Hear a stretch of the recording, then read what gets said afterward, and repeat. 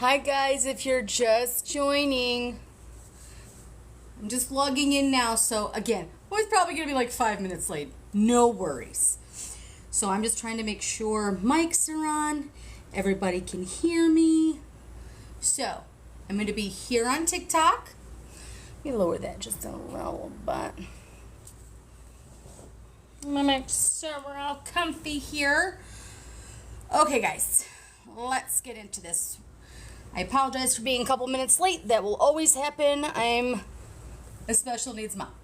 It's never gonna not happen. So, first of all, I just want to thank the hell out of all of you. I have been doing this is the third day doing this, and my YouTube channel is now up, and I cannot believe all of the love that y'all have shown just letting me read this. I know a lot of this is super dry. Some of it may be hard to understand. It's daunting, but it is very important. But what's most important is you. You, the listeners, you, the interactors, you who are staying around trying to hear what is all going on and make sense of the madness. So if you're just joining us, welcome. And if you're joining me again, welcome back. What I am doing is reading the Project 2025 manual from beginning to end. It's approximately 8 to 10 pages to every day to get all the way to the election, but the goal is to get it done way before then so we can all have meaningful discussions. So if you're here, I appreciate you. Feel free to like, follow, share, comment.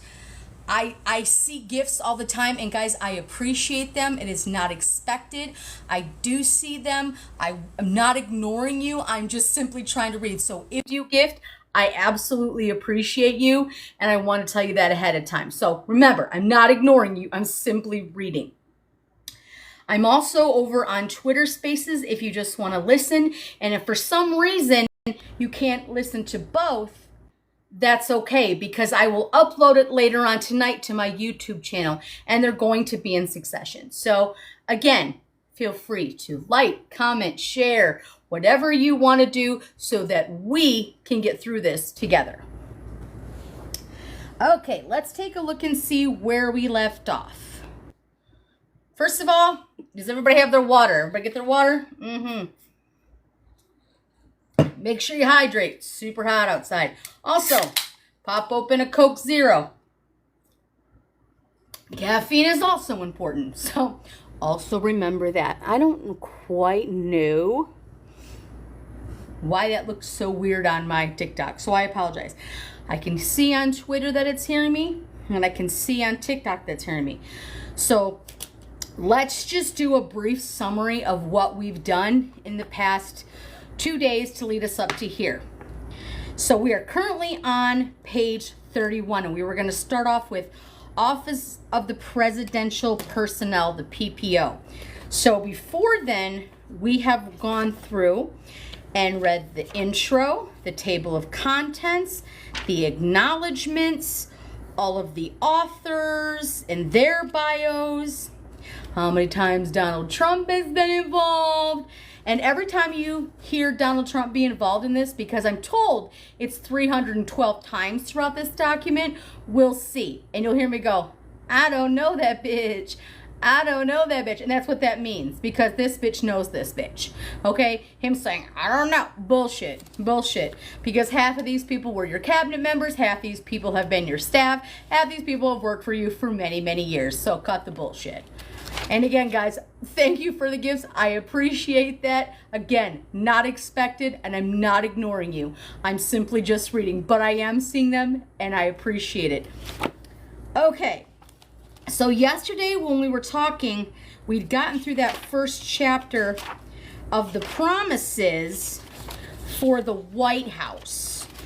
And I think we've got like 6 or 7 pages left of that for the mandate.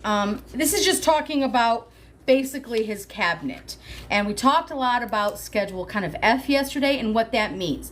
Schedule F means he's going to take people who are qualified for the position and then just toss them to the shitter so that he can employ MAGA loyalists, which is never gonna, first of all, it's never gonna fucking happen. But number two, he's gonna put MAGA extremists in there, and the first minute they disagree with him, he's gonna boot them. But that's what Schedule F is for. He wants to get rid of civilian jobs so he can pack it with his own loyalists. Okay, so we left off, we left off at the Office of Political Affairs, the OPA, and then we're gonna talk about the Office of Cabinet Affairs, the OCA. Again, guys, I know a lot of this is super dry. This reads like stereo instructions at some point. But what it is knowledge. It is information. It is power. I have my own commentary when we go along with this. I know that's not everybody's cup of tea. Totally fine. But when I see something that's like, that might be a little no, I just put my little sticky notes. These little sticky notes, I just put them right there so that I know to come back and talk to that. Because a lot of the stuff that's in here, it's kind of like, okay, you're just talking to talk. But then there are things that you're like, what the fuck did they just say? What is happening? Exactly. So, without further ado, one more drink, guys. Let's take a drink. And let's get started. Office of Political Affairs, the OPA. The OPA is the primary office within the executive branch for managing the president's political interests. Although its specific functions vary from administration to administration, the OPA typically serves as a liaison between the president and associated political entities, national committees, federal and state campaigns, and interest groups. Within legal guidelines, the OPA engages with outreach, conducts casework, and if the president is up for re-election, assists with his campaign. The OPA must also monitor congressional campaigns, arrange presidential visits with other political campaigns, and recommend campaign staff to the Office of Presidential Personnel for service in the executive branch. The OPA further serves as a line of communication between the White House and the president's political party. This includes both relaying the president's ambitions to his political interests and listening to the needs of political interests as well. This relationship allows for the exchange of information between the White House and the political actors across the country. The OPA should have one director of political affairs who reports to either the chief of staff or to the deputy chief of staff. The OPA should also include various deputy directors, each of whom is responsible for a certain geographical region of the country. Because nearly all White House activities are in some way inherently political, the OPA needs to be aware of all the presidential actions and activities, including travel, policy decisions, speeches, nominations, and responses to matters of national security, and consider how they may or might affect the president's image. The OPA must therefore have a designated staffer who communicates not only with other White House offices, but also with the cabinet and executive branch agencies.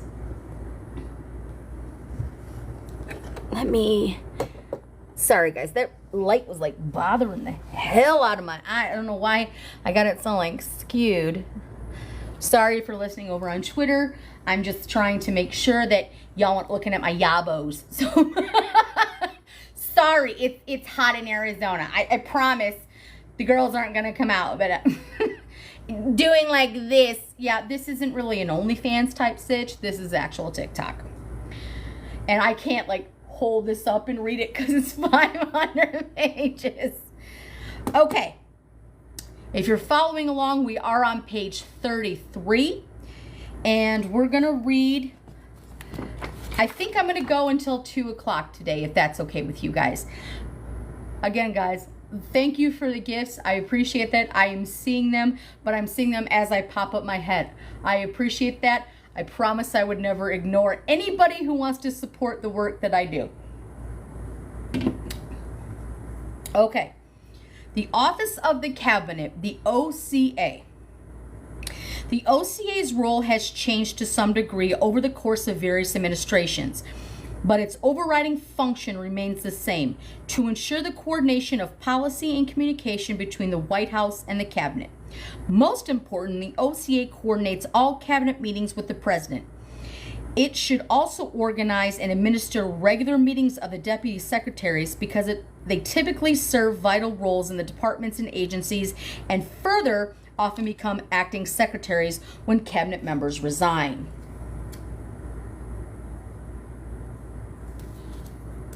Let's go to that next page.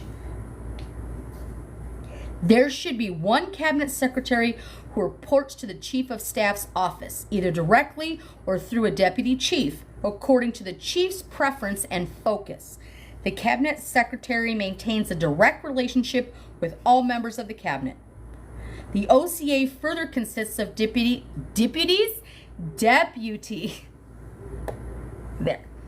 deputies and special assistants who work with each department's principal, deputy secretary, undersecretary, assistant secretaries, and other senior staff. The OCA also connects the department to the WHO offices. The OCA coordinates with Chief of Staff's office and the Office of Communications to promote the President's agenda through the cabinet departments and agencies. The cabinet communication staffers are obviously another critical component of this operation. In prior administrations, the OCA has played a vital role by tracking the President's agenda for the Chief of Staff, deputy chiefs, and senior advisors. It has worked with each department and agency to advance policy priorities. In the future, amplifying this function would truly benefit both the President and the conservative movement. So, yeah, it will benefit conservatives, not necessarily exactly. From time to time throughout an administration, travel optics, ethics challenges. Sorry, somebody just dropped something loud outside and it scared the hell out of me. From time to time throughout the administration, travel optics and ethics challenges and Hatch Act issues involving cabinet members, deputies, and senior staffers can arise. The OCA is normally tasked with keeping the WHO informed of such developments and providing support if and when necessary. The ideal cabinet secretary will have exceptional organizational skills and be a seasoned political operative or attorney. Because many cabinet officials have been former presidential candidates, governors, ambassadors, and members of Congress, the ideal candidate should also possess the ability to interact and persuade with accomplished individuals. As you keep reading what this personnel is, all of this, the White House personnel that they're referring to, half of these people that were in it were qualified, and then half were just MAGA loyalists that kept getting in and out and in and out. So they're trying to be like, this is what this means, this is what that means. The Office of the Public Liaison, the OPL. The OPL is critically important in building coalitions and support for the President's agenda across every aligned social, faith-based, minority, and economic interest group. That's going to be pretty important coming up. It is a critical tool for shaping public opinion and keeping a myriad of supporters as well as frenemies and opponents alike who are within reach better informed. The OPL is a noticeably large office.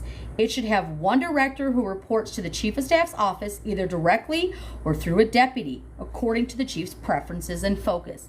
Sometimes when I keep reading this, guys, you'll see like very basic language because what they'll do, this, again, 920 pages, they're going to be like, here, Trump, beep, bop, boop. They're going to like dumb it way the fuck down. And a lot of this shit's going to be repeated because they try to keep it simple, even though this is boring as fuck in the beginning. She's shaping up. Stay with us.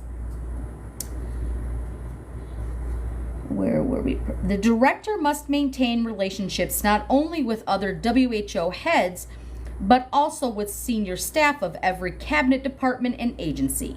Since the President's agenda is always in motion, it is important for the OPL to facilitate listening sessions to receive the views of the various leaders and members of key interest groups. The OPL should also have a sufficient number of deputies and special assistants to cover the vast number of disparate interest groups that are engaged daily. The OPL has by far held more meetings in the Eisenhower Executive Office Building, the EEOB, and within the West Wing itself and any other office within the WHO. The OPL is the chief of the White House enforcer and gatekeeper among these various interest groups. Again, that's going to be very important. This OPL that we're referring to, this OPL, the Office of Public Liaison. We're going to see this come up a lot. We're going to see it come up again. It is operated best when the Chief of Staff has given it permission to use both proverbial carrot and the proverbial stick. To make this work, communication with the Chief's office is vital. Additionally, the OPL has had an outsized role in the President's scheduling and both official and political travel. So, golfing or burying your wife at one of your golf courses. Ex-wife, sorry. It was one of your ex-wives. They get to organize that.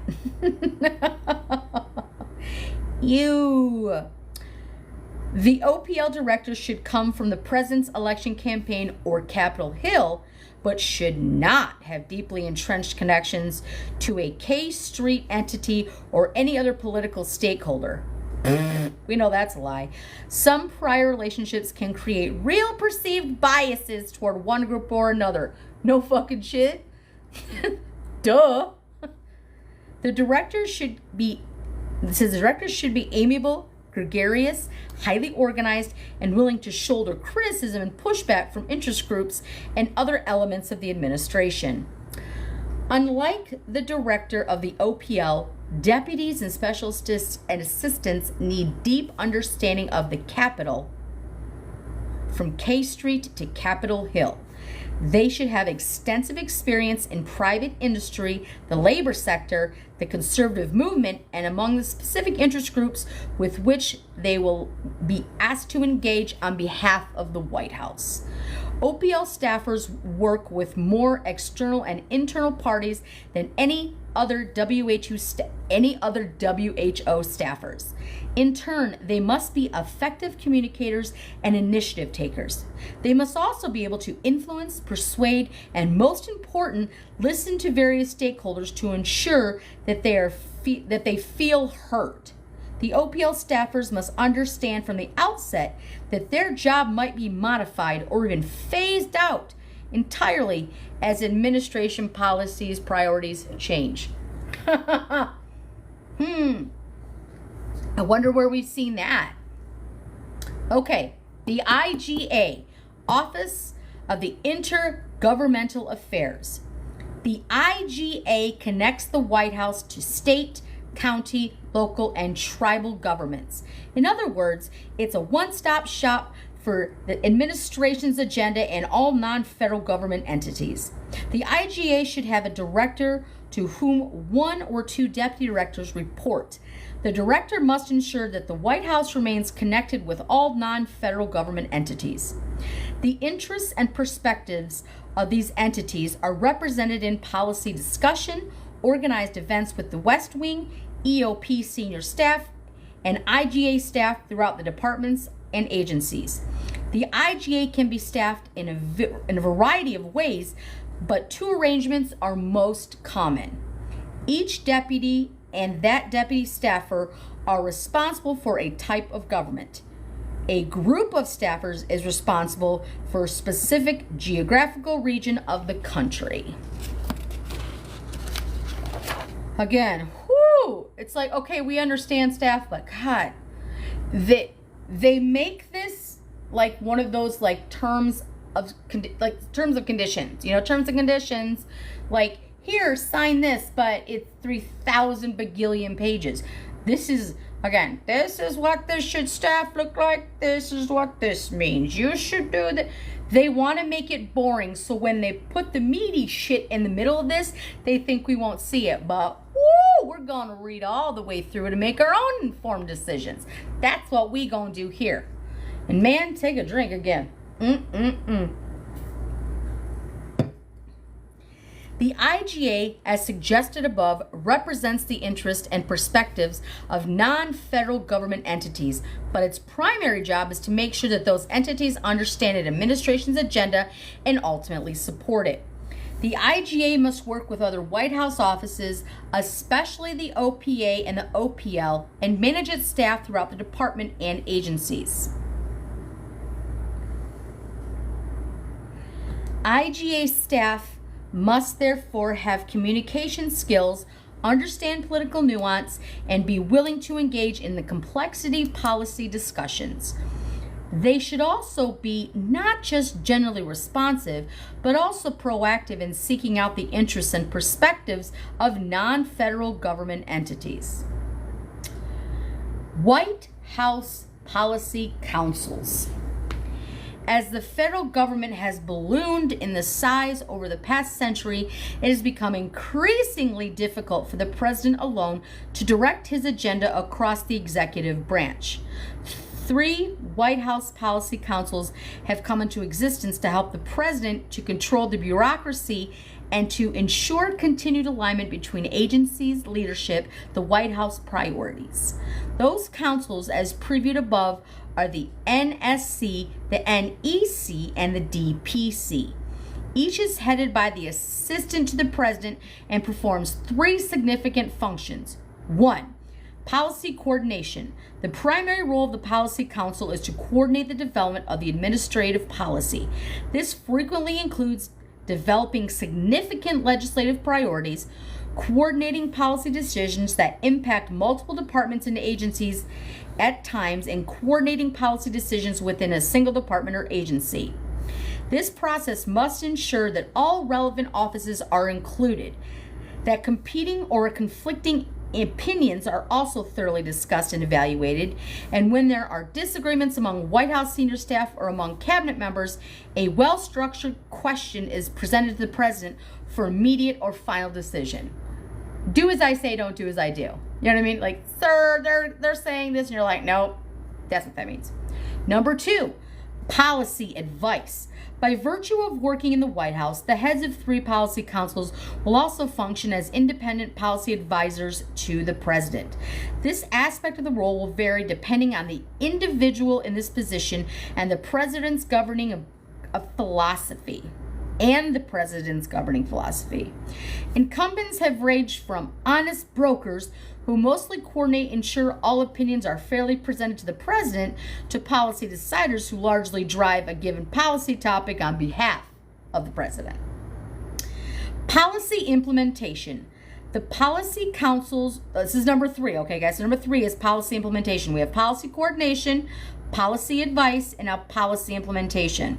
The Policy Council also manages and mediates the implementation of previous policy decisions. Implementations of a new statute or an executive order frequently takes years and involves many distinct and more granular policy decisions along the way. It is essential to have a centralized process for evaluating and coordinating these decisions, especially if they involve more than one cabinet department or agency with differing opinions on the best approach for securing the president's goals. The above functions have recently been managed by the Policy Council through a tiered,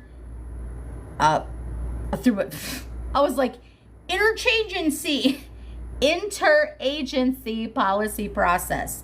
This process helps to identify the differences of opinion and reach a decision without having to make every issue to the president. Yeah, right. It can be used to address a single question or monitor a recurring issue on an ongoing basis. Typically, this process involves multiple cabinet members and departments and agencies that have a pertinent role, policy, interest, or disagreement. Each policy council's process could involve the following committees. Okay, number 1, Policy Coordinating Committee, the PCC. A PCC is led by a special assistant to the president from the Policy Council and includes political agencies and offices. The purpose is to determine where the consensus exists, clearly identifying where there are differing opinions, and developing options for resolving the remaining questions. If no outstanding question or disagreement exists, the PCC may resolve the issue or move toward implementation to the agency level. Number 2, the Deputies Committee, the DC. A DC is a meeting of presidentially appointed executives chaired by the Policies Council, Deputy Assistant to the President, and relevant Deputy Secretaries. It evaluates the options produced by the PCC and frequently directs the PCC to add, expand, and reevaluate an option or to even reach a compromise and resolve an issue at that level. Number 3, Principals Committee, the PC. When questions are not resolved by a DC, the Director of Policy Council will chair a PC, which is attended by the relevant cabinet secretaries and senior White House political staff. This is the final opportunity for the President's most senior advisors to discuss the question, make each principal's position carefully understood, and see whether consensus or compromise might be reached. If not, the Chief of Staff Office will schedule time for the PC to meet with the President for a final decision. Despite having seemingly clear and separate portfolios, the 3 policy councils frequently have areas of overlaps which can result in confusion. You think? Maybe. For example, there are areas of immigration and border security, either the NSC or the DPC, healthcare, energy, environmental, either the NEC or the DPC, and trade and international economic policy, either the NSC or the NEC. It's like they give all these like acronyms because it's like NEC with the DPC, with the RPC, with the OMG, with the what the fuck, with WTF. Like that's what it feels like sometimes.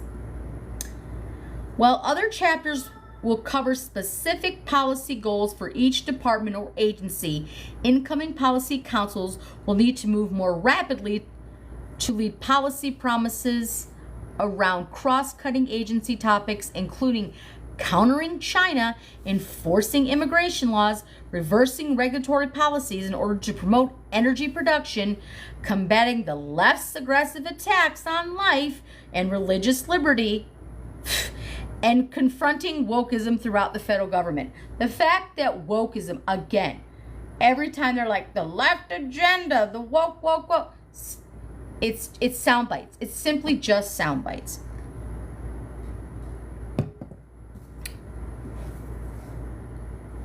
National Security Council. The NSC is intended to be an interdepartmental body within the White House that can set national security policy with a whole of government approach.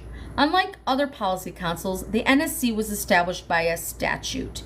Statutory members and advisors who are currently part of the NSC include the President and Vice President, the Secretaries of State, Defense, and Energy, the Chairman of the Joint Chief of Staffs, and the Director of National Intelligence. The NSC staff, and particularly the National Security Advisors, should be vetted for foreign and security policies for experience and insight. The National Security Advisors and NSC staff advise the President on matters of foreign policy and national security. They serve as an information conduit in times of crisis and liaisons to ensure that written communications are properly shared among the NSC members. Special attention should be given to the use of the detailees to the staff of the NSC. In recent years, the NSC staff size has been right-sided from its peak of 400 in 2015 down to 100 and 150 professional members. The next administration should try to limit the numbers of detailees to ensure more direct presidential control. That is important. They want less, so the president has more. Got it.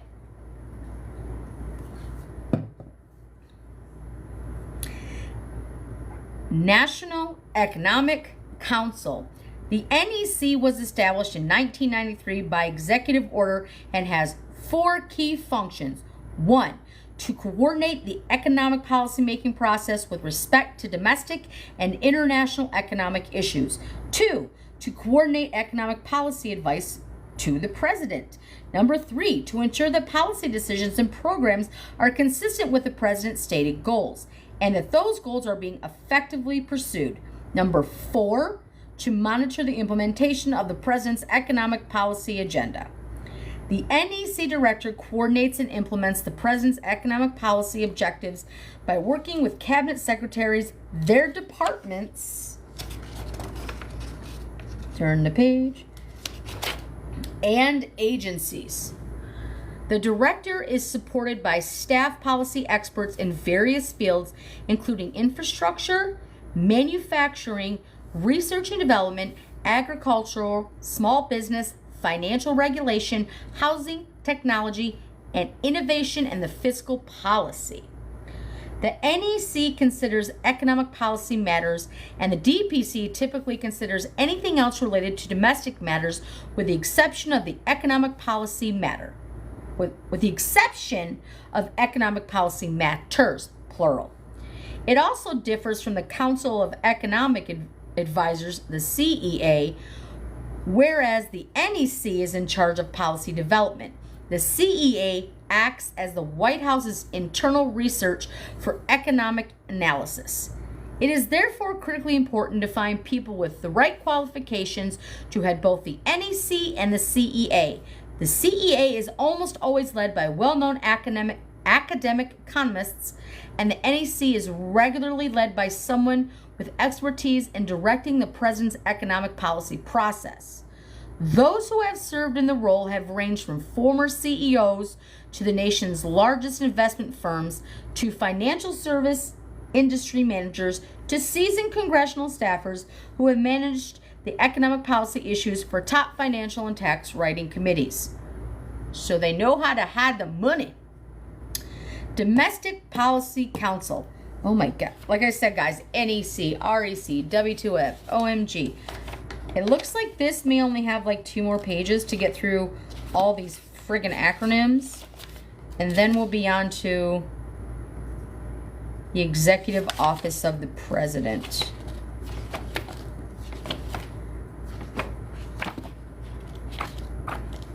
Let's see. I'm just taking a look at all of this. Okay. The Domestic Policy Council, or the DPC, consists of advisors to the president on non-economic domestic policy issues as well as international issues with significant domestic component such as immigration. It is one of the primary councils serving with the president along with the NSC and the NEC. The director serves as the principal DPC advisors to the president along with members of the cabinet. The deputy director chairs and committee responsible for coordinating domestic policy development at the deputy secretary level. In this respect, both the director and the deputy director have critical institutional functions that affect the development of domestic policy throughout the administration.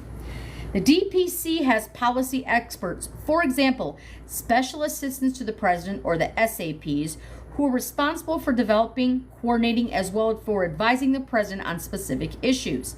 It is essential that the DPC policy's expertise reflect the most prominent issues that are before the administration issues, such as environment, healthcare, housing, and immigration.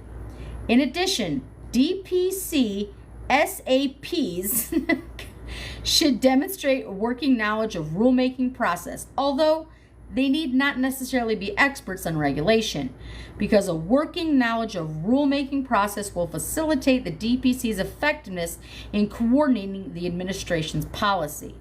The DPC also needs to work closely with the office within the Executive Office of the President to promote economic opportunities and private sector innovation. Ah, gotcha. This includes working with the office management, the budget, and the Office of Information of Regulatory Affairs, as well as the Council of Economic Advisors, Council on Environmental Quality, and Office of Science, Technology, and Policy.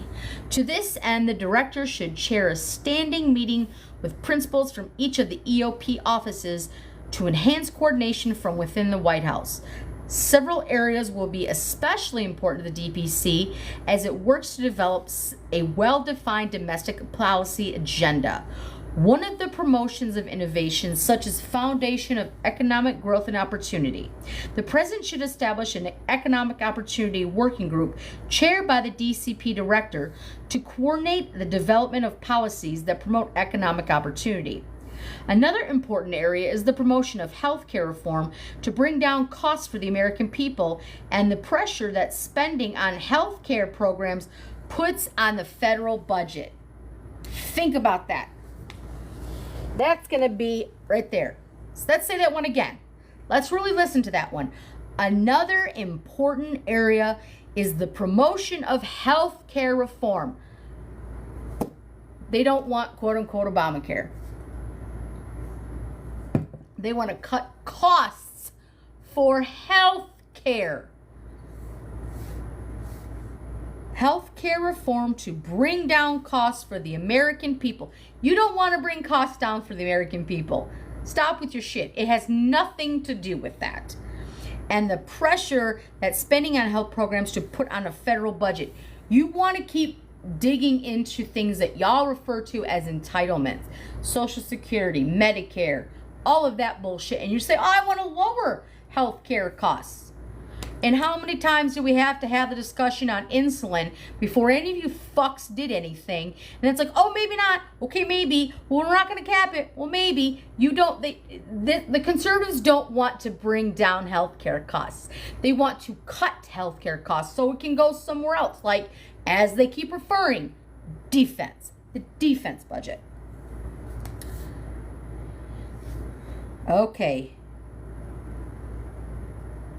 Finally, DPC should coordinate with the NSC on a policy agenda to enhance border security. Okay, the Office of the Vice President, the OVP. In modern U.S. history, the Vice President has acted as a significant advisor to the President. Once elected, the VP helps to promote and in many instances put into place and execute the president's agenda. Wonder who he's going to pick. I've heard it's J.D. Vance. I'm still thinking he's going to try to clone himself, or we're going to slap Ivanka in there. It's going to be nepotism either way. If he wants to pick Sephora J.D. Vance with that damn eyeliner that he's wearing, because bitch, please make sure he never shaves his beard, because he just looks... Go Google that. Go Google J.D. Vance's non-beard. Go look at J.D. Vance with a clean-shaven face, and then look at him now about Ozempic 50 pounds lighter and some fucking eye shade. Bro looks like he just went to a damn drag show, got caught up in it, and forgot to take it off before he held the presser. It's projection. Again, what we talked about, guys, this should be called Projection 2025. And that's what it should be. Where were we? Let's get back to it. The president may additionally determine the inclusion of the OVP staff in the White House meetings, including Policy Coordinating Committee, the Deputies Committee, and the Principals Committee, discussing as it has been done in various and recent administrations. Recent presidents have decided to give vice presidents space in the West Wing. The VP's proximity, that's a mouthful, to the president as well as to the chief of staff and additional senior advisors makes his or her role a powerful one within the West Wing. Presidents typically tap VPs to lead various administrative efforts. These efforts have included serving as the NSC Principals Committee, heading the National Space Council, addressing immigration and border issues, leading the response to healthcare crises, and supervising workforce programs. VPs traditionally also spearhead projects of personal interest that have been authorized by the president. The VP is also charged with breaking tie votes in the Senate, and in recent years has served abroad as a brand ambassador for the White House and more broadly the United States, announcing administration priorities and coordinating with heads of state and other top foreign governmental officials. The vice president, as president of the Senate, could be a president's emissary to the Senate. Hell yeah, I like it when Khan was like, tiebreaker. Boom, my vote counts, your vote ain't shit. Office of the First Lady / First Gentleman. The First Lady or the First Gentleman plays an interesting role in the formation, implementation, and execution of policy in concert with the President. Active and interested first spouses often champion a select number of signature issues, whether they be very thorny special issues, or deeper policy issues. One advantage of the first spouse's taking on hot button issues is that any political backlash will be less severe than it would be for the president. Oh, you mean like how Melania's trying to champion for LGBTQIA rights right now? Oh, or how she just tore all the shit and made all these red trees during Christmas? Yeah, where is Melania? I mean, y'all might want to check, because you got Barron up here waving, wee, but he's not with his mama. I don't know where she is right now. The first spouse normally appoints a chief of staff who has enough assistants to support the spouse's activities in the East Wing of the White House. This group works exclusively with the first spouse and senior members of the White House, along with EOP personnel, to implement and execute the first spouse's priorities, which reflect the first spouse's passions and interests and are often identified as important in discussions with the president. Executed well, they can be strategically useful in accelerating the administration's agenda. I'm sorry. This was the only thing I ever saw her do. That look, that Melania look, where her eyes are kind of half closed and looking at you like you're an asshole. I don't trust you. It's like model meets bitch. It's the only thing I ever saw her do. I mean, besides steal, plagiarize speeches. I digress. Past East Wing initiatives have focused on such issues as combating bullying, fighting drug abuse, promoting literacy, and encouraging physical education for young adults and children. The first spouse is afforded significant resources. Yeah, like for your stylist, and you're not even a first lady anymore. His or her staff also works with the president's policy team, members of cabinet, and other EOP staff. Okay, guys, woo! That's through page 41. Everybody take a break for just a second, because I'm not reading bibliographies. Okay, guys, look to the right, stretch. Look to the left, stretch. And then praise Jesus. That's how I do it. Look to the left, look to the left, and praise Jesus. I'm doing this so that my neck doesn't get all stretched out. There we go. So what's on to the next section? Whew. Let me just take a look and see, because I just glanced in the first words like, woke. Is this talking about more cabinet shit? I'm sure it is. Again, I'm just glancing over for just a second just to see how long this one is. Is it boring? Probably. Every time it gets more boring, guys, remember, there's something like little Easter egg nuggets hidden in this shit. You know that's what that is. You're like, this is what this means, but this is what we want it to mean. And again, we can always discuss this later after we read all 920 pages. I just want to see how long this chapter is. Okay, so this particular chapter is 43 to 69. Woo! She's gonna be a challenging one, huh? Let's take a look and see.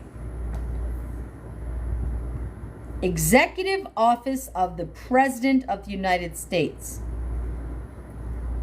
In its opening words, Article 2 of the U.S. Constitution makes it abundantly clear that the executive power shall be vested in a President of the United States of America. This is why immunity is fucking dangerous. Right there. It's in the first damn line. In its opening words, Article 2 of the U.S. Constitution makes it abundantly clear that the executive power shall be vested in the President of the United States of America. There you go. The enormous power is not vested in departments or agencies, in staff or administrative bodies, in non-governmental organizations or other equities and interests close to the government. The President must set and enforce a plan for the executive branch. Sadly, however, a president today assumes office to find sprawling federal bureaucracy that is all too often carrying out its own policy plans and preferences, or worse yet, the policy plans and preferences on a radical, supposedly woke faction of the country. Every single time. They have no other adjectives, adverbs. They just verbs. They don't. Woke, go broke. That's what every time. The modern conservatives' president's task is to limit, control, and direct the executive branch on behalf of the American people. Or grift and become a king. I mean, is that allowed? Probably.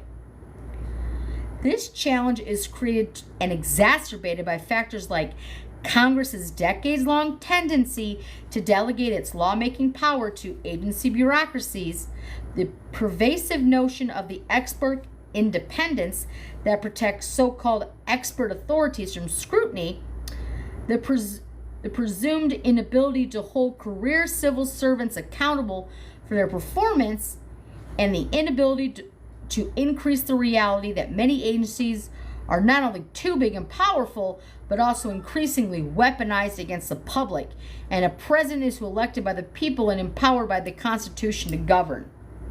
That's a long way of saying they want to give rights back to states.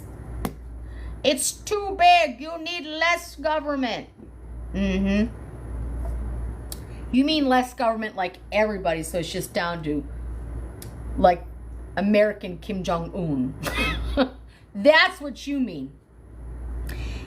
In Federalist number 47, James Madison warned that the culmination of all powers, legislative, executive, and judiciary, in the same hands, whether of one, a few, or many, and whether hereditary, self-appointed, or elective, may be justly pronounced the very definition of tyranny. Yeah. Regrettably, that wise and cautionary note describes to a significant degree the modern executive branch, which, whether controlled by the bureaucracy or by the president, writes federal policy, enforces that policy, and often adjudicates whether that policy was properly drafted and enforced. The overall situation is constitutionally dire, unsustainably expensive, and in urgent need of repair. Nothing less than survival of self-governance in America is at stake. The great challenges confronting a conservative president is the existential need for the aggressive use of vast powers of the executive branch to return power, including power currently held by the executive branch, to the American people. Success in meeting that challenge will require a rare combination of boldness, self-denial, boldness to bend back the bureaucracy to the president will, and self-denial to the bureaucratic machine to send powers away from Washington and back to American families, faith communities, local governments, and states. Faith. Right there again. It's all about the Christian faith. It's all about the Christian faith. That's all the conservatives have. It's all about Christ. It's all about the Christian faith. Right? Even as a Christian, I find that shit offensive. I'm sorry. Fortunately, a president who is willing to lead will find the executive office of the president, the EOP, the levers necessary to reverse the trend and impose a sound direction for the nation on the federal bureaucracy. The effectiveness of those EOP levelers depend on fundamental premise that the president's agenda should matter to the departments and agencies that operate under his constitutional authority, and that as a general matter, it is the president's chosen advisors who have the best sense of the president's aim and intentions, both which respect the policies he intends to enact and with respect to the interests that must be secured to the govern successfully on behalf of the American people. Jesus Christ, I keep reading this and these fucking run-on sentences are ridiculous. Use a fucking period. Da da da da da and da da da da with da da da da da. It's just a run-on. If I were an English teacher, I would beat your ass. I would be like, do you not know what punctuation is? Take a breath, Todd. It literally, it just goes da-da-da-da-da and da-da-da-da-da and da-da-da-da.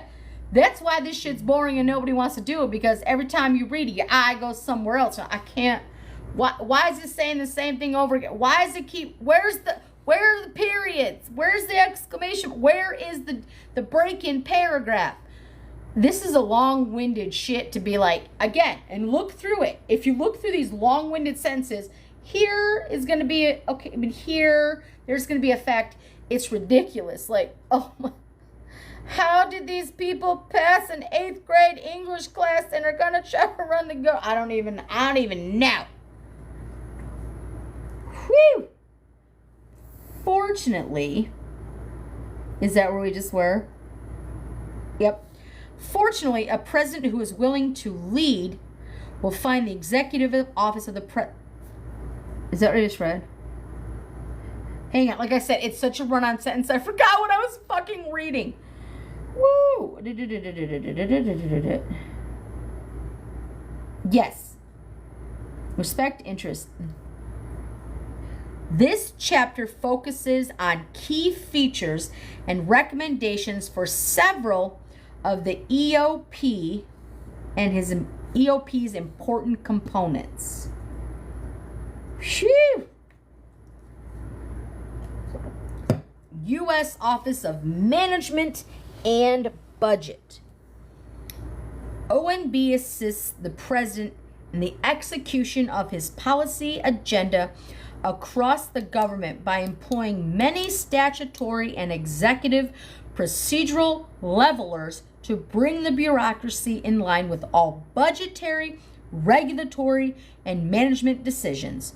Properly understood, it is a president's air traffic control system with the ability and charge to ensure that all policy initiatives are flying in sync and with the authority to let planes take off and land, at times ground planes that are flying off course. The OMB, la la la la la la la la, please for the love of God use punctuation. I just want to take a big red pen and be like, you write this and come back to me. That could have been 3 sentences, and I'm like, da da da da. Ugh. This is why getting rid of the Department of Education is bad.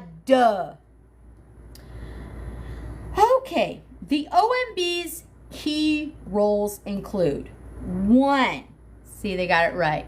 1, developing and enforcing the president's budget and executing the appropriation laws that fund the government. Number 2, managing agency and personnel performance, procurement policy, financial management, and information technology. 3, developing the president's regulatory agenda, reviewing new regulatory actions, reviewing federal enforcement collections, and setting and enforcing federal information policy. And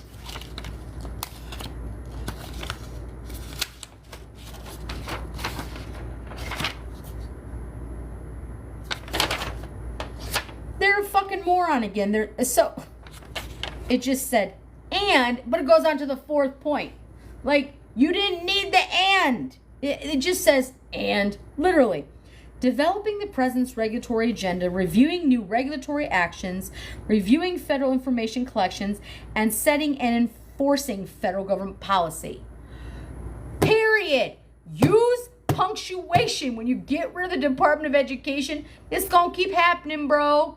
It's just gonna. So number 4, not and then a bullet point. If I read this as a resume, I'm not fucking hiring this guy. This is ridiculous. Coordinating and clearing agency communications with Congress, including testimonies and views on draft legislations.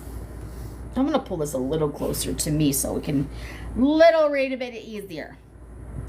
OMB cannot perform its role on behalf of the president effectively if it is not intimately involved with all aspects of the White House policy process and lacks knowledge of what agencies are doing. Internally to the EOP, ensuring that the policy for culmination procedures developed by the White House to serve the president include OMB is any one of the OMB's director's major responsibilities. A common meme. Did they say meme? Seriously? A common meme of those who intend to invade the OMB's review is to argue that where resources are not being discussed, OMB's participation is optional. A common meme? Do you mean like a common theme? There's no meme. A common meme. It's a common meme. Phew, common meme. This ignores both OMB's role in all downstream execution and the reality that it's the only statutory tools in the White House that are powerful enough to override implementing agencies' bureaucracies. The director must view his job, his or her. The director must view his or her job at best, most comprehensive approximation to the president's mind as it pertains to the policy agenda, while always being ready with actual options to affect the agenda within the existing legal authorities and resources. This role cannot be performed adequately if the director acts as an ambassador of the institutional interests of the OMB and the wider bureaucracies to the White House. Once its reputation as the keeper of the commander's intent is established, then and only then does the OMB have the ability to shape most efficient way to pursue the objective. Externally, the director must ensure that the OMB has sufficient visibility to deep caverns of agency decision-making. Oh, he actually put a period there. Woo! One indispensable statutory tool to that end is to ensure that policy officials, the program association directors, the PADs, managing the vast resource management offices, the RMOs, personally sign what are known as appointments. In 1870, Congress passed the Anti-Deficiency Act to prevent the common agency's practice of spending down all appropriated funding, creating artificial funding shortfalls that Congress would have to fill. This law mandated that all funding be allotted or apportioned in installments. This process, whereby agencies come to the OMB for allotments of appropriation funding, is essential to the effective financial stewardship of taxpayer dollars.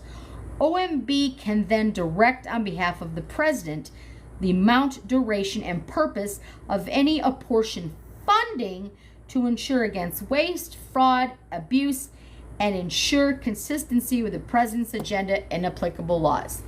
So take those funds and do what you want to do with them. Because the OMB told you could. The vast majority of these apportionments were signed by career officials, the deputy associate directors, the DADs, the DADs, until the Trump administration placed his responsibilities in the hands of the PADs, thereby opened wide vasts of oversight that had escaped the attention of policy officials. It didn't escape shit. He changed it. The Biden administration subsequently reversed this decision. Exactly. No director should be chosen who is unwilling to restore apportionment decision-making to the PAD's personal review, or who is not aggressive in wielding the tool on behalf of the president's agenda, or who is unable to defend the power against attacks from Congress. Woo! Oh, stretch. It should be noted that each of the OMB's primary functions, along with the executive and statutory roles, is carried out with the help of many essential OMB support offices.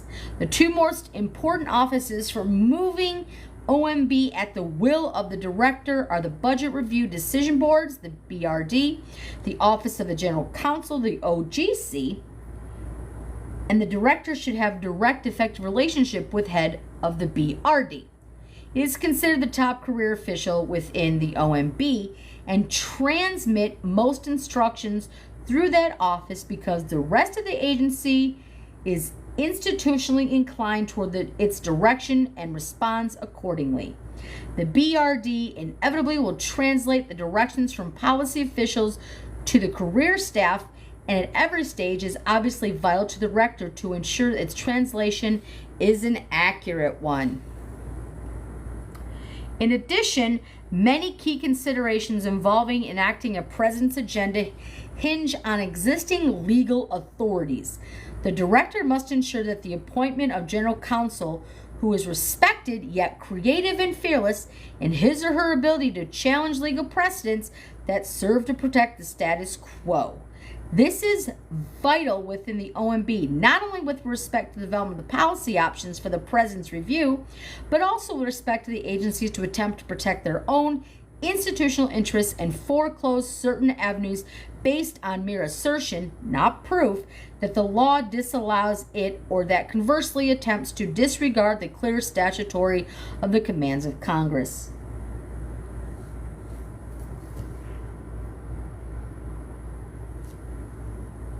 One second. Okay, now we're on to budget. The United States today faces an unattainable fiscal situation and owes $31 trillion on a debt that is steadily increasing. I'm sorry, who contributed to that debt? Does it rhyme with Honald Hump? Yeah. Couple Billy. This is the couple Bill. Don't worry about it. It's the couple Bill. I'm good. Wow. Well, sorry I looked up. That was a gift I'd never seen before. Thank you. That was shocking, but I like it. Boxing it up. Again, guys, feel free to like, comment, share, follow. Gifts are never expected. They're appreciated. And I apologize if I'm seeing gifts and not responding. I'm simply reading, but I happened to look up because I was going to take a drink and that was there. So that is awesome. Thank you. I don't even know what it means, truthfully. I'll go and look later, but I have no idea. But I appreciate you.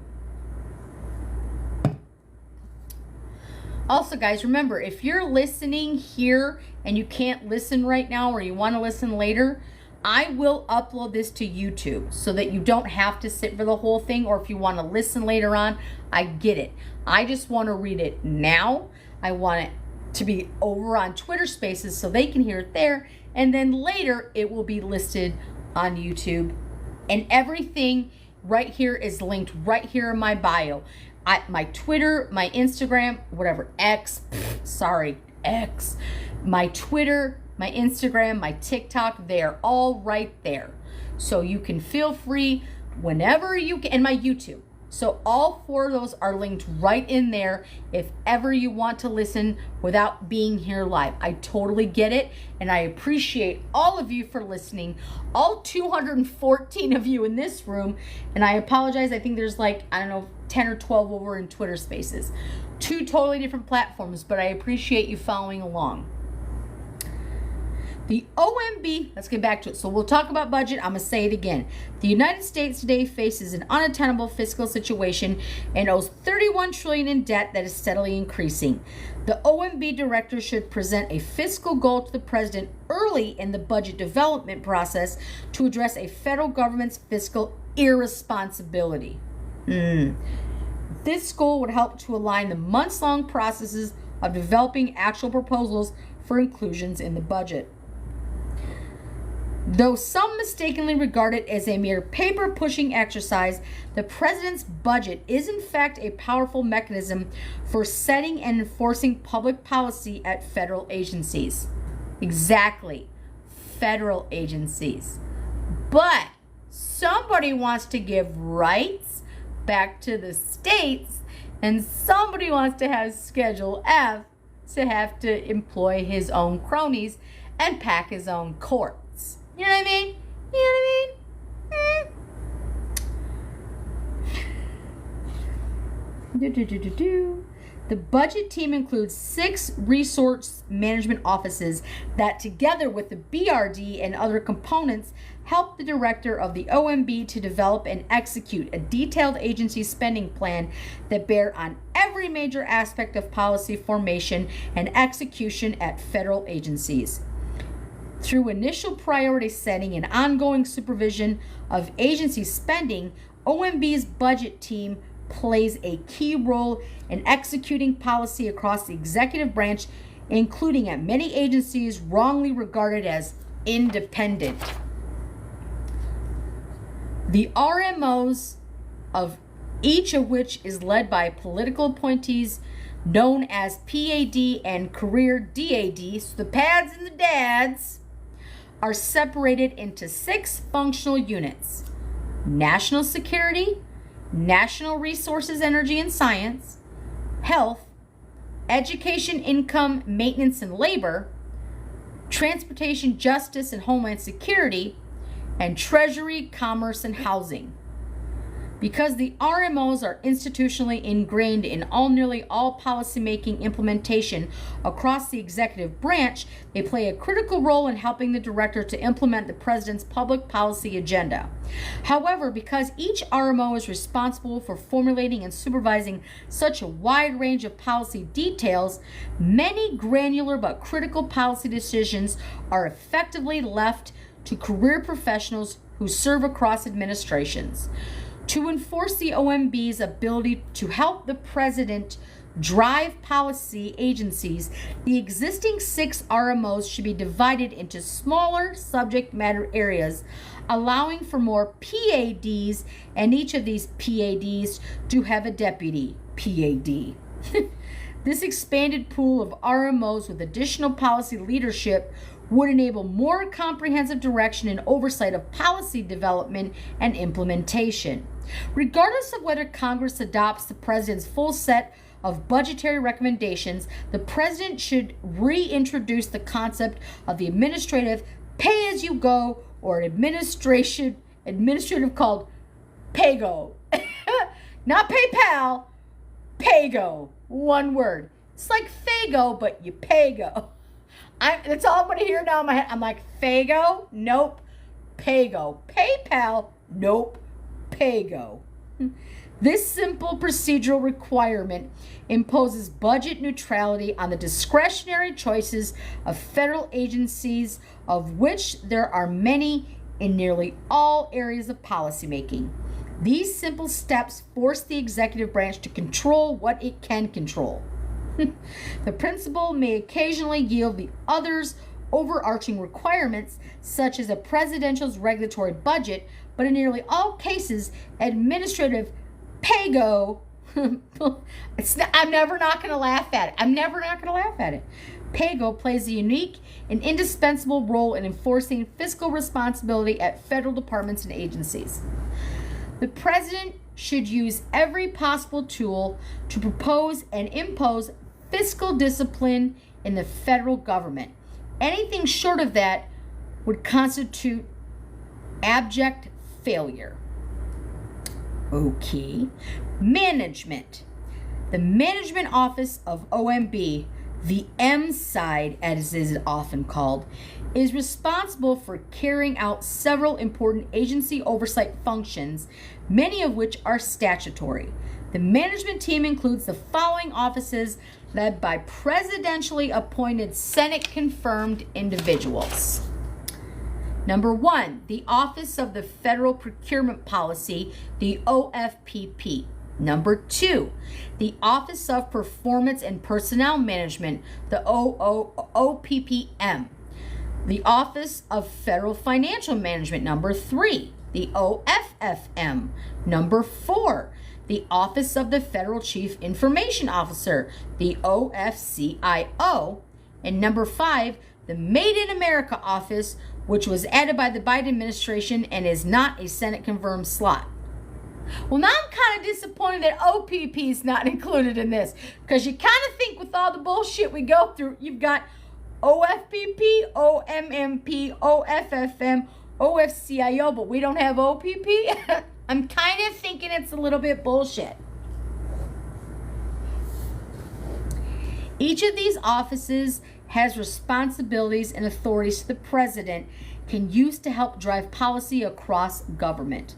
It is vital that the director of political staff, not the careerists, drive these offices in pursuit of the president's actual priorities and not let them set their own agenda based on the wishes of sprawling good government, management community in and outside of government.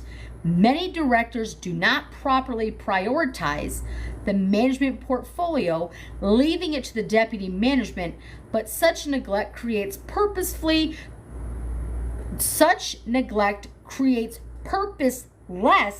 bureaucracy that impedes a president's agenda on the M train to nowhere. On aboard! The M train to nowhere. Leaving on that M train to nowhere. Sorry. When it gets boring, I try to spice it up in my brain so I just don't look like Scream Can Design is not for Monster's Potential. Learning should be fun, not 100,000% boring. Each of these offices has responsibility and authorities that the president can use to drive policy across said government. It is vital that the director is political staff, not the careerists, drive those. The OFPP. This office plays a critical role in leading development of new policies and regulations concerning federal contracting and procurement. Through the Federal Acquisition Regulatory Council, which is generally chaired by the OFPP administrator, the OFPP helps the director to set a wide range of policies for all those who contract with the executive branch. In the past, these government-wide contracting rules have played a key role in helping implement the president's policy agenda.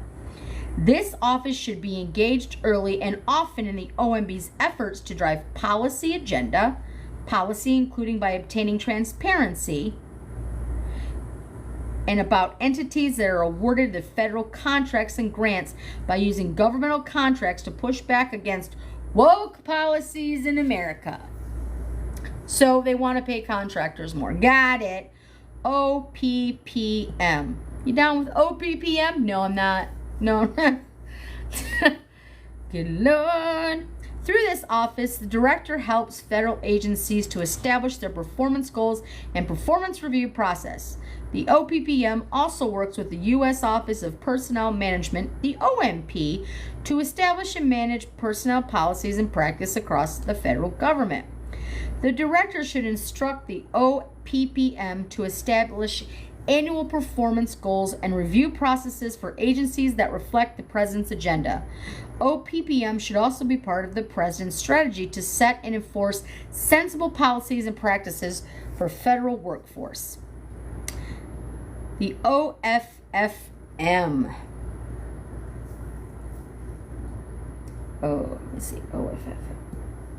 This office helps the director to root out waste, fraud, and abuse in federal programs, for example, through the Do Not Pay program.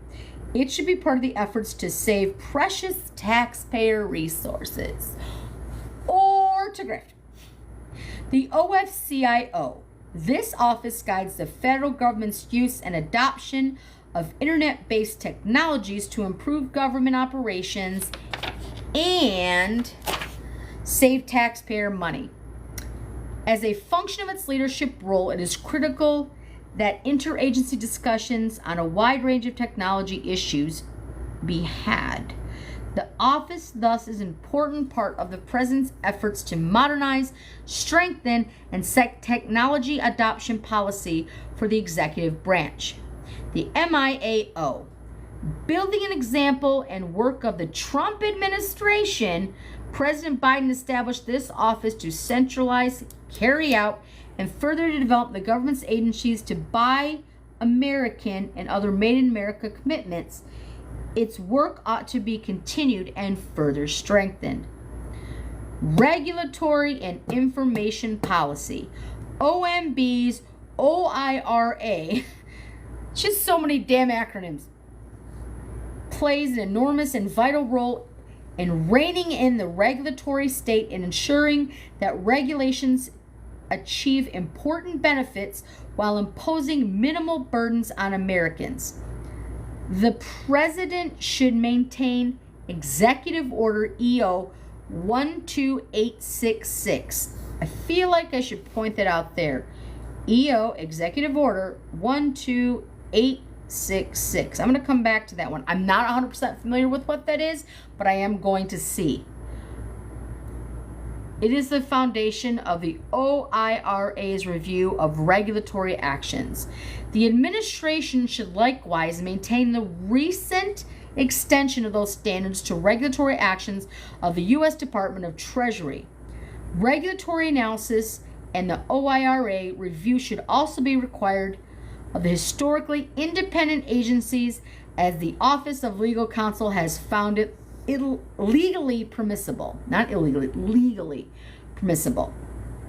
If the current administration proceeds with its declared intent to modify aspects of the EO 12866 or review the OMB Circular A-4, the related document that provides a foundation for cost-benefit analysis, the next president should immediately begin to undo those changes and develop rigorous, data-driven approach that will result in the least burdensome rules possible.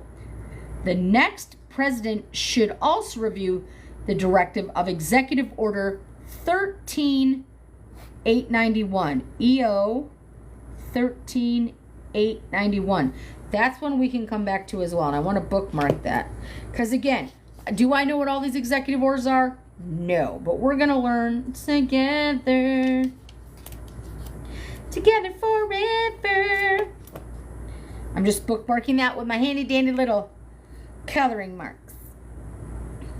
Because OIRA review often leads to fewer regulatory burdens, more regulatory benefits, and better coordination of regulatory policy, funding for the OIRA tends to pay large dividends.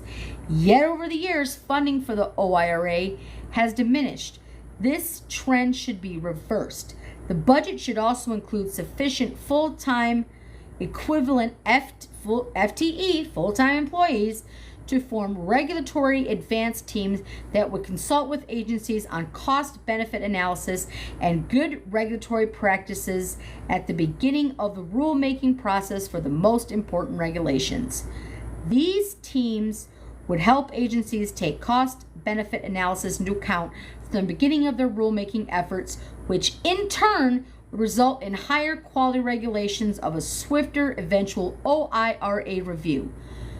To preserve the integrity of the OIRA review, the staff who consult at the beginning of the rulemaking should not handle its eventual review. The next president should also reinstate many of the executive orders signed by President Trump that were designed to make regulatory processes just as efficient and transparent. So here on page 49, guys, these are all the things that they want to reinstate with the next conservative. Right here they're saying Trump's mentioned again. I don't know that bitch. I don't know that bitch. Okay, so these are executive orders that number 13771, 13777, 13891, 13892, 13893, 13924, section 6, 13979, and 13980 should be revived with modifications as needed. Executive Order 13132 on federalism should be strengthened so that state regulatory and fiscal operations are not commandeered by the federal government through so-called cooperative federalism programs.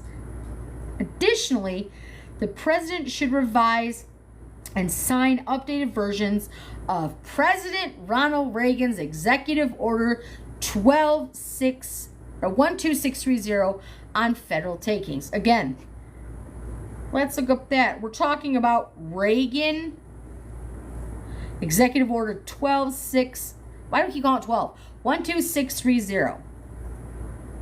The next president should strengthen the implementation of the Information Quality Act, robustly use the authority of the Paperwork Reduction Act, and carefully enforce the Privacy Act, and ensure the sound execution of the OIRA's statistical and other information policy functions.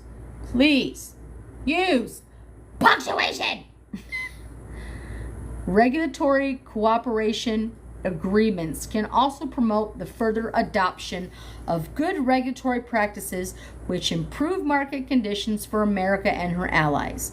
OIRA should also work with other components of the OMB to revise and apply the OMB's uniform guidance for grants and agreements and ensure that the federal contract and grant guidelines satisfy EEO 12866 and other centralized standards as appropriate. But executive orders, reforms, and actions, while vital, are not enough. Congress also must act. The next president should work with Congress to pass significant regulatory policy and process reforms, which could go a long way toward reining in administrative state. Excellent examples of such legislation, including the Regulatory Accountability Act, the SMART Act, the GOOD Act, Early Participation and Regulations Act, Unfunded Mandates Accountability and Transparency Act, and RAINS Act. Again. Finally, the next president should work with Congress to maximize the utility of Congressional Review Act, the CRA, which allows Congress to undo midnight regulatory actions, including those disguised as guidance, on an accelerated timeline. To leverage the CRA's power and maximum extent, Congress and the President should enact the Midnight Rules Relief Act, which would help to ensure that multiple regulatory actions could be packaged and voted on at the same time. Immediate and see, that's where they try to slam all that shit into bills. You know what I mean? It's like, well, maybe not. Oh, but this and that. Yeah. Immediate and robust use of the CRA would allow the president to focus on his rulemaking resources on major new regulatory reforms rather than devoting months or years of undoing final rulemakings of the Biden administration. Bitch, how many things have Republicans passed this year? Versus when it's not. The pushback. It's always pushback. It's always a game. It's always, let's impeach. It's always about March. Let's impeach Biden. Let's impeach, I don't know, Steve. She's always about impeach. That's all the bitch does. Won't do her actual job, but we'll do that one. You know what I mean? Whew. legislative clearance and coordination. OMB plays a critical role in ensuring that the executive branch is aligned on legislative proposals and language. Testimonies from agencies and other communications in Congress, the director should use these authorities to enforce policies and message consistency aggressively. My God. Sometimes I read this and it's like they tried to get, it's like when a teacher's like, you need to do 1,000 words, and they're like, and then this, and which, and should, and are, and promote effective engagement in the executive branch and legislative process. The National Security Council. The National Security Council, the NSC, was established by statute to support the president in developing and implementing national security policy by coordinating across relevant departments and agencies, integrating authorities and resources toward common ends, and objectively assessing progress toward established goals.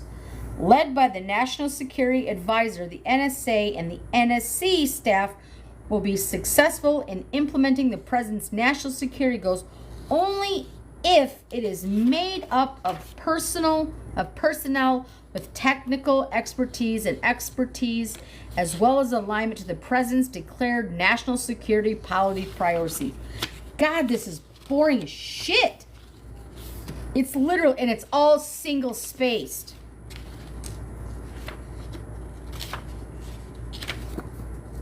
Hang on 1 second. Boop, boop, boop, boop, boop, boop, boop, boop, boop, boop, boop, boop.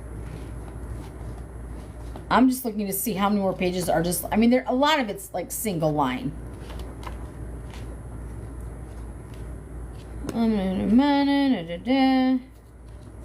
That's a bibliography thing. Jesus. Just give me 1 second, guys. I'm just, oof.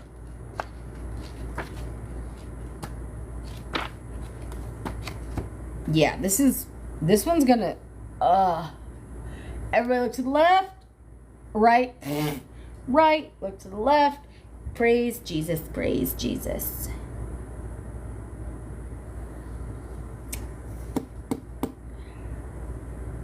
I mean that wholeheartedly. It's just that it's a joke. Of personnel with technical expertise as well as alignment to the president's declared national security policy priorities. The NSC must then chart a course that articulates and achieves the president's national security goals and objectives.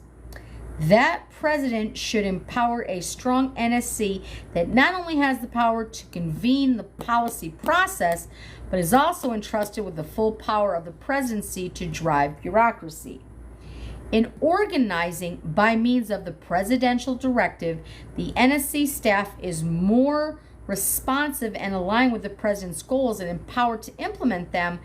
The NSA should immediately evaluate and eliminate directorates. I apologize, I've never seen the word directorates. Directorates that are not aligned with the president's agenda and replace them with new directorates as appropriate that can drive implementation of the president's signature national security priorities. In addition to realigning staff organization to the president's priorities, the NSA should assign responsibility for implementation to specific policy initiatives and senior NSA officials from across the NSC staff structure. These officials should develop, direct, and execute tangible action plans in coordination with multiple agencies to achieve measurable, time-defined milestones. Aligning NSC staff to the president's national security goals will provide clear direction, a mandate for action, and a baseline of accountability that can be used to evaluate staff and its performance and on all NSC overall progress. Accountable senior officials themselves, either political appointees with a minimum number of career detailees, are also selected and vetted politically to report directly to political staff, should be the main day-to-day managers for interagency coordination and implementation of their assigned national security objectives.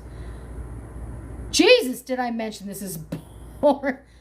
Get to the good stuff. I'm so over this. They should provide policy analysis for consideration by the broader NSC and relevant agencies to ensure timely responses to decisions made by the President. The accountable senior officials should be established at the direction of the NSA and draw personnel and expertise from beyond the NSC to include the MOB, the National Economic Council, and relevant federal agencies. NSC staff and principals should work in tandem with the National Economic Council and the OMB at all levels, presenting a unified effort to achieve the President's goals and drawing the latter's statutory authorities to guide said bureaucracy. To accomplish national objectives effectively, foreign policy should fully incorporate the economic instruments of national power. National security policy must also include the prioritized allocation of resources. When policies are divorced from the resources required to implement them, they are stillborn. Ugh! What a fucking analogy from pro-life people. Academic exercises that undermine our national security and leave the department agencies to their own devices. The accountable senior officials should be empowered to identify, recruit, clear, and hire staff who are aligned with and willing to shepherd the President's national security priorities. Always bringing Jesus into it. Always bringing the Jesus they believe, the white Christian Jesus, into this. NSC staff leads under the direction of the NSA should have the discretion to reduce the number of positions that need high-level clearance, and the NSC should be adequately resourced and authorized to adjudicate and hold security clearances internally with investigators who work directly for the NSC and whose sole task is to clear the NSC officials. If certain staff are determined not to need high-level clearances, the question becomes whether they should be part of the NSC at all. The NSC should take a leading role in directing and drafting through the review of all formal strategies, the national security strategy, the defense strategy, the nuclear posture review, the missile defense strategy, etc. In particular, the national defense strategy, which by tradition has evaded significant review, should be prioritized for the White House review by the NSC and the OMB. Both should also conduct reviews of operational war plans and global force planning and allow allocations within the Secretary of Defense to align them with presidential priorities, review all key policies of guidance intended for implementations by the head of Departments of Defense, the Department of State, and the intelligence community before they are authorized for distribution. The NSC should rigorously review all general and flag promotions to prioritize the core roles and responsibilities of the military over social engineering and non-defense matters, including climate change, critical race theory, manufactured extremism, and other polarized policies that weaken our armed forces and discourage our nation's finest men and women from enlisting to serve in the defense of our liberty. Wow.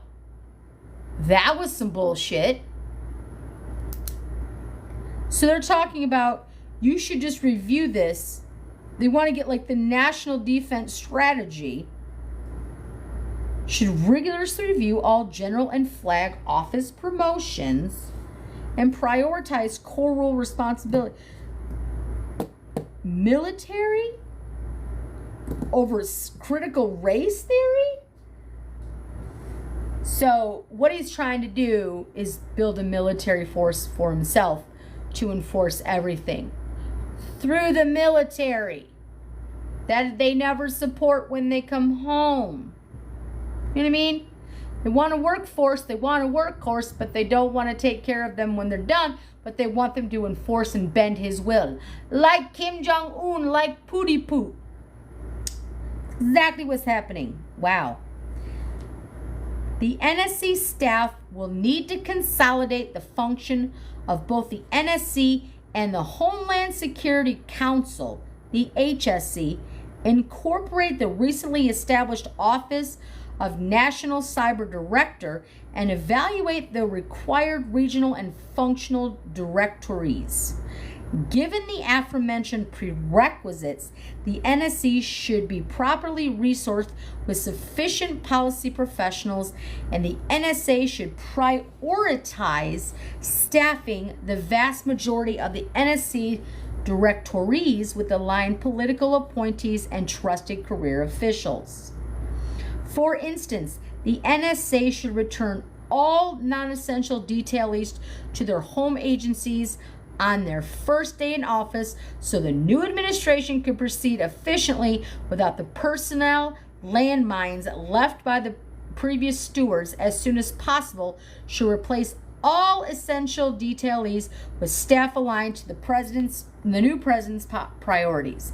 The HSC has overseen pandemic response, and its incorporation is important. In the end, change requires intervention, and the NSC staff should be appropriately recruited, manned, and empowered to achieve the president's national security and foreign policy objectives, maintain robust policy analysis and discussions while minimizing resistance from those who have an agenda who jealousy guard their resources and autonomy at the expense of national security and sound policy development. Jealousy? Yup. If you're jealous, you get reviewed. You're not gonna take a drink.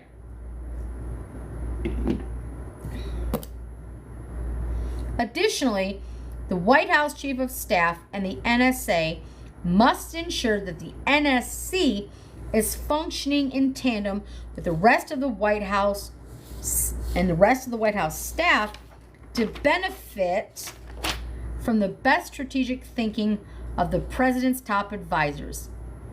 History shows an unsupervised NSC staff can stray from its statutory roles and adversely affect a president and his policies. Moreover, while the NSC should be fully incorporated into the White House, it should also be allowed to do its job without the impediment of the duly hated staff that report to other offices. For instance, the NSC needs its own counsel to inform what legal options can be provided to the president. The White House counsel should be part of the policy process as the president's top legal advisor. These recommendations provide a clear roadmap for rapidly sizing and solidifying the NSC staff to support and achieve the president's objectives. One moment, please. No technical difficulties. Just checking on my kiddo. We're good. Thank you. Again, I'm a one-woman show, guys, just trying to make sure it all works out.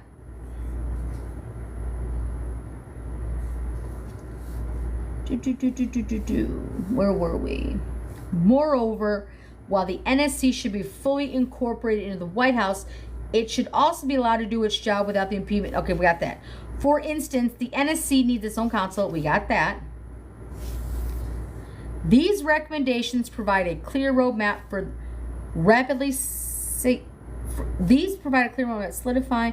solidifying the NSC staff to support and achieve the president's objectives beginning on Inauguration Day. They keep coming back to doing everything on Inauguration Day on January 20th, 2025. They keep saying that because what has Trump said over and over and over? I just want to be a dictator on day one. No. If you're a dictator on day one, you're going to be a dick day 2 through forever. I don't give a fuck. No. I just want, that's like, you know what? I just want to beat the shit out of my husband just for one day. No.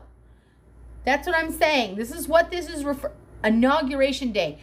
if Inauguration Day happens with this stupid orange fucking Cheeto moron, on Inauguration Day, it's going to be fly, fly, fly, fly, fly, and he's going to have so many executive orders on his desk. The next day, y'all going to be fucked. This was what's going to happen. Okay, so this is why we read this, because they're putting these little tiny hints, these little tiny nuggets of information, like they're giving all these acronyms, and it's like, am I in statistics 101 in college? And it's just, you're just trying to get through it. Then they put these little tiny things of starting on Inauguration Day. Starting on Inauguration Day. Every time you hear on Inauguration Day, you need to realize that those things are dangerous. So what they're saying is, day fucking one, we cleaning house. Day fucking one, I'm going to be a dictator. Day fucking one, we're going to have Putin on one side, Kim Jong-un on the other, and Trump doing this. No.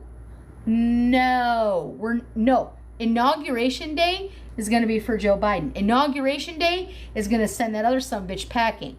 Because whether you believe it or not, and Google it.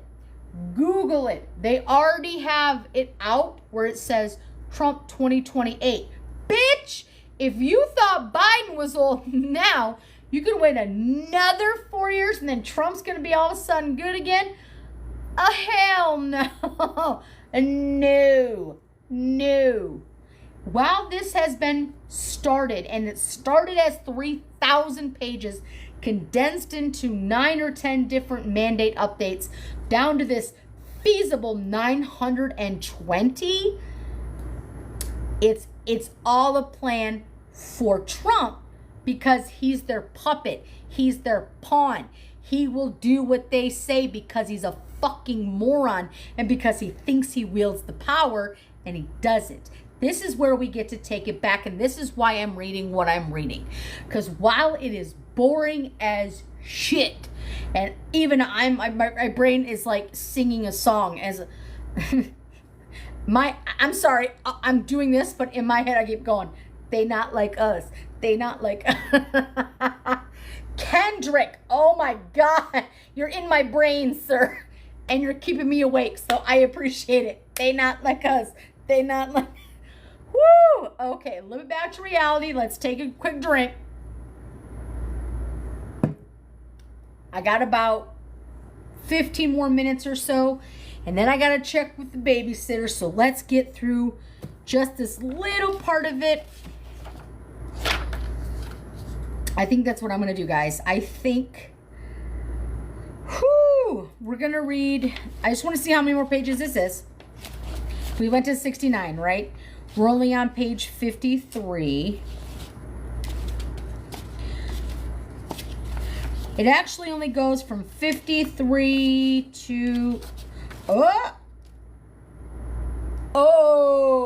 okay. Okay, I see you. I don't want to give a little spoiler, but it may keep you a little more entertained. Excuse me. I'm gonna belch out loud. So we're on 53, and we're getting these little tiny nuggets of day one. Undo Biden this, undo Biden that. So we're on page 53. I just want to read you one little side note on page 62, because here's where shit's gonna get good. The GPC, if you are reading Project 2025, go to GPC on page 62. Gender Policy Council. Woo! You know what? I think I'm going to finish reading this last page here. Would anybody be up for another reading tonight after my kid goes to bed? Because he sleeps like a fucking rock. He won't hear me be loud as hell. So what I'm thinking is maybe we do another live tonight.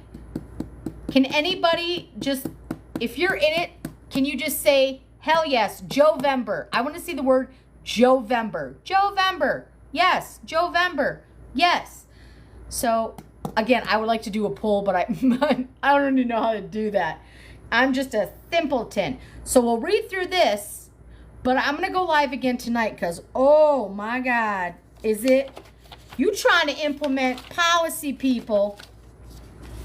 Oh, no, sir.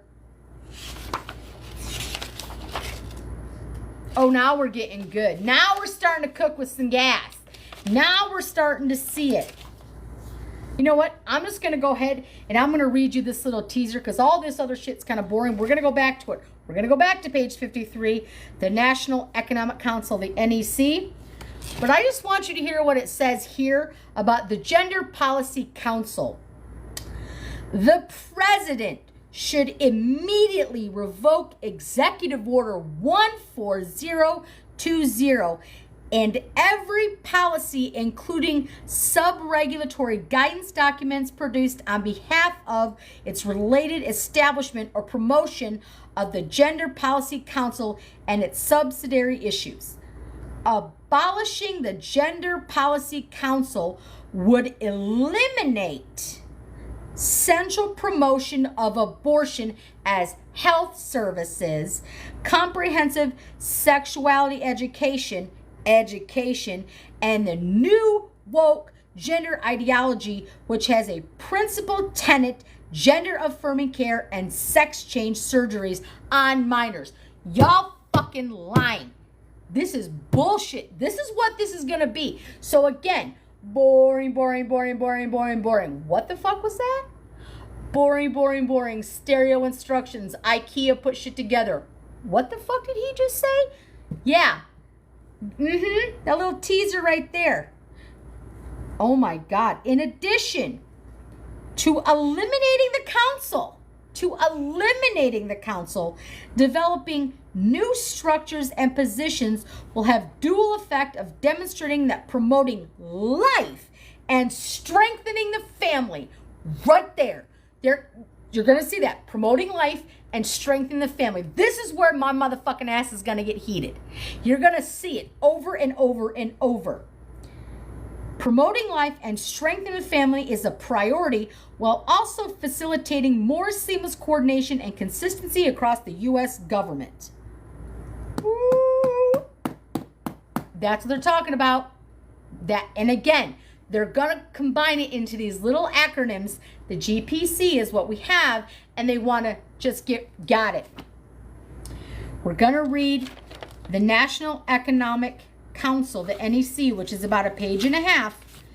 And then I'm going to take a break, and we're all going to come back to this later on. Okay. National Economic Council, NEC. We can do this. We can power through this. The National Economic Council is one of the policy councils serving the president, along with the NSC and the Domestic Policy Council.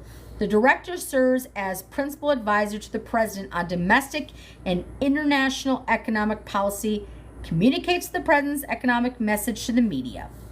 The deputy director is responsible for day-to-day operations of the council, which include chairing the committee that coordinates economic policy development at the deputy secretary level.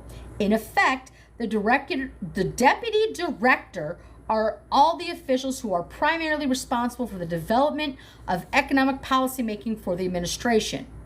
Once a policy is adopted, it is appropriate agency responsibility to implement it.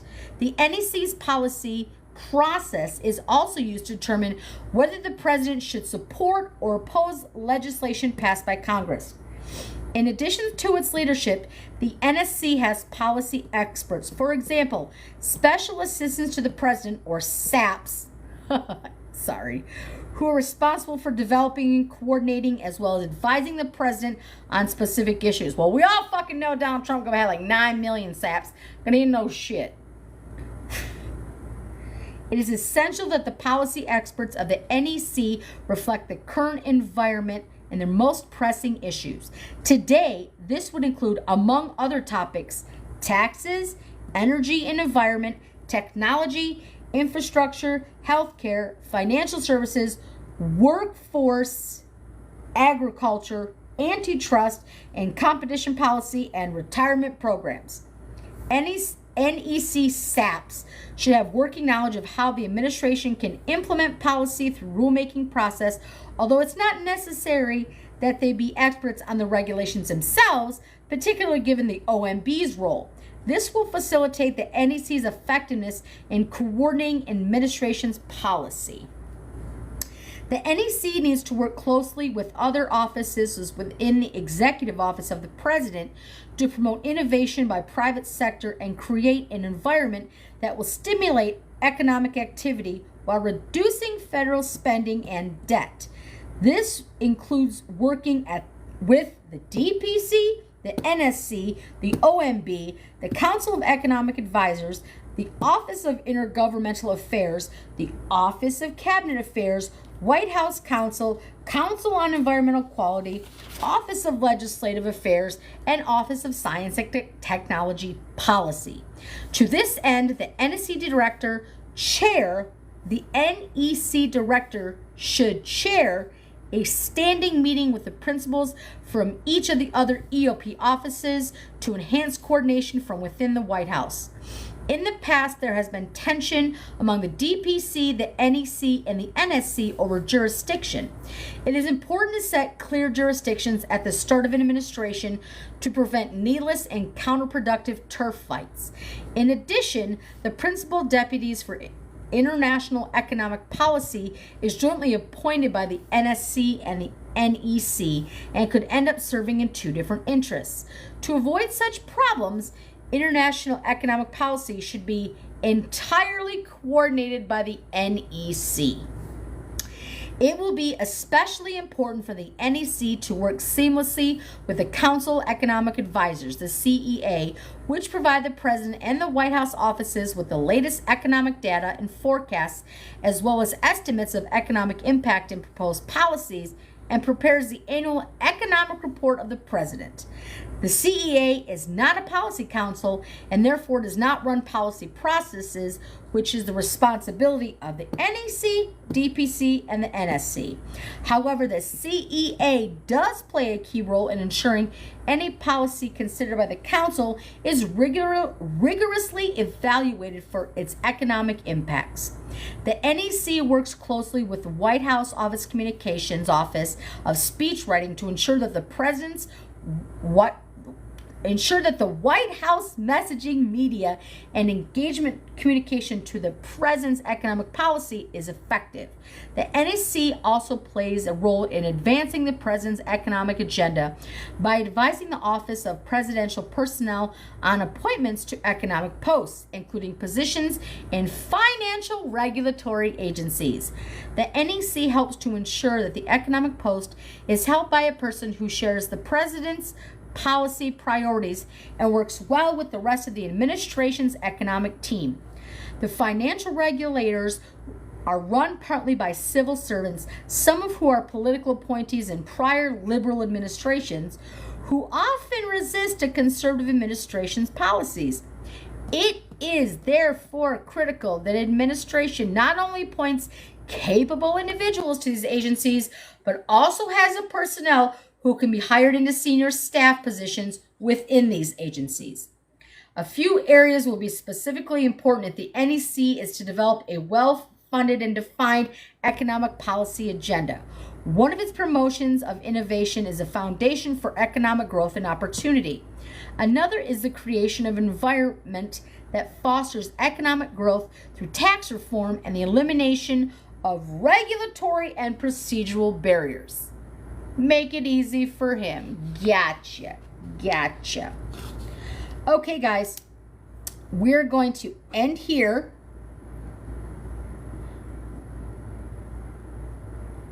And we will start on page 54. We're going to talk about the Office of the U.S. Trade Representative, the USTR. What we're going to do at that point, so in the rest of this chapter, we'll have like half 1, 2, 3, 4. Let's see, 5, 6, 7, 8, 9, 10. So we'll have 10 pages that I will read later. And if we're up to it, we'll go more because a lot of this is like just bibliography stuff, notes that they take. because that's just that, and that will be the end of the second chapter. And then the third chapter is going to go on to be, one second.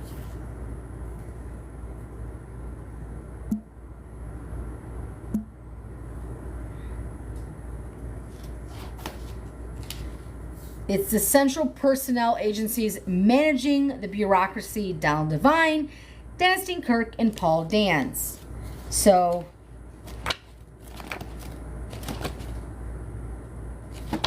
wow. This is going to be, woo, this is going to be some story time. So again, guys, let's stop right there. Page 54.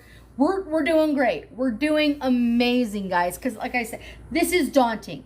This is a lot of information for anybody. Oh, thank you. Thank you. I appreciate that. Again, guys, I just like when you like, comment, follow, share. That's fine with me. The gifts are appreciated. We're going to get through this. I said 8 to 10 pages a day, but I want to get through it as fast as possible. I know this, it seems to drag on. It does. But again, it's going to be this through the entire manual. It's going to be, like I said, what? What did they say? What? What did they say? It's supposed to throw you off. This is what they're wanting to do, but because it is so cumbersome and they really do believe that nobody is going to read through this, but guess the fuck what? I sure will. I'm going to read through it all. I don't care if at the end of this I have lost my voice and have laryngitis for a week, because I want you to be as informed as possible. I want you to make decisions, and I want you to hear what they have been planning since 1981. This all started right as Reagan was there. This all started, they wanted to implement somebody, and when they found a dumbass like Trump who would do their bidding because he's such a fucking narcissist, who's a fucking moron with a low IQ and cares for nobody but himself because he's deranged, gaslit narcissist who will use words like Trump derangement syndrome and witch hunt. This is meant as a distraction. He is exactly who they want to appoint because he's a fucking puppet. If we stop this now, it won't come to fruition. It won't. It won't. Because this is also, by the way, this is not the majority of people. Moderates, this is not their agenda. Wait till we get to ending no fault divorce. Wait till we get to ending Head Start. Wait till we get it's gonna blow your mind. Again, when I first got it, I read through it, just skim. What? Skim. And there's no way I read through it all the first time. I couldn't do it. But I would look at certain points like, are they really serious? Like, let me see. Works to pass a federal Parents' Bill of Rights that restores parental rights to the top tier right. You know, the overview of just everything. It's about taking away your rights. It's about taking away your voice. It's about creating a workforce. It's about elites having power. It's about control. That's all this is. Making you have kids. Making you have church. No. Taking away education. Keeping you dumb. That's why I like to read, because this keeps you informed. I want you to be informed and not overwhelmed. So, with that being said, guys, when I can find the time later on tonight, maybe I'll do just like another hour to get through just that rest of that chapter, so that when we read again, we're on to chapter 3. Hey, I thought by today we were going to be maybe 21 pages in, and we're at 54. So thank you for staying with me. I appreciate all of you. And I will catch you on the flip, and we will do this again every single day until it is read, or until election day, and then we can discuss it. So if you have questions, if you have concerns, make sure you're jotting them down. There's a lot of this blah, blah, blah. It just sounds like garbledy-garble, and I get it. And a lot of it is just like, I can't, but there are things that are you're going to see that are going to talk about what they plan on taking away, what they plan on implementing. So just keep that in mind. Just keep that in mind. Just make sure that you go outside, touch some grass. We're like 115 days out. It's less than 4 months. We won't ever have to hear from this orange fuck ever again. We got this. We have the numbers, but we have to have the knowledge too. We have to understand what they want to do just besides this. So with that, guys, I will bid you adieu, and I will see you later tonight, okay? Be safe out there, guys. I appreciate you.